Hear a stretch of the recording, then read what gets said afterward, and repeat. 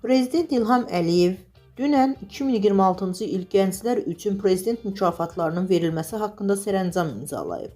Oxu24.com bildirir ki, sərəncama əsasən elm, təhsil, mədəniyyət, gənclər siyasəti və gənclərlə iş, ictimai və sosial yönümlü fəaliyyət, innovasiya və sahibkarlıq sahələrində xüsusi fərqlənən 10 nəfərə 2026-cı il gənclər üçün prezident mükafatları verilib.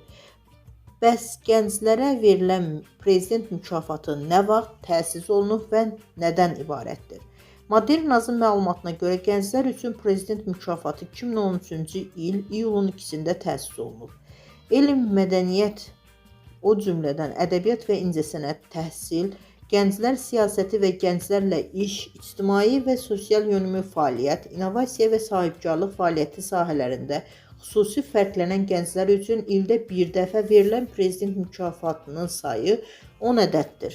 Elm və təhsil sahələri üzrə 2 mükafat, mədəniyyət sahəsi üzrə 2 mükafat, ictimai və sosial yönümlü fəaliyyət sahəsi üzrə 2 mükafat, gənclər siyasəti və gənclərlə iş sahəsi üzrə 2 mükafat, innovasiya və sahibkarlıq fəaliyyəti sahəsi üzrə 2 mükafat, hər bir prezident mükafatı 10.000 manat məbləğindədir.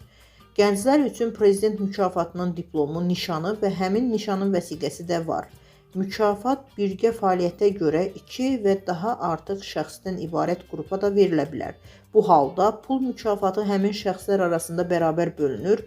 Diplom, döş nişanı və həmin döş nişanının vəsiqəsi isə hər bir şəxsə ayrılıqda təqdim olunur. Mükafat ildə bir dəfə 2 fevral Gənclər Günü ərəfəsində verilir. Gənclər üçün prezident mükafatı laureatı vəfat etdikdə, habelə mükafat şəxsə ölümündən sonra verildikdə, mükafat onun ailəsinə təqdim olunur. Bu halda təqdim olunan pul mükafatı Azərbaycan Respublikasının mülki məcəlləsinə uyğun olaraq vərəsəlik üzrə keçir. Nəzərdə tutulan sahələr üzrə mükafata namizədləri aşağıdakı qurumlar irəli sürürlər.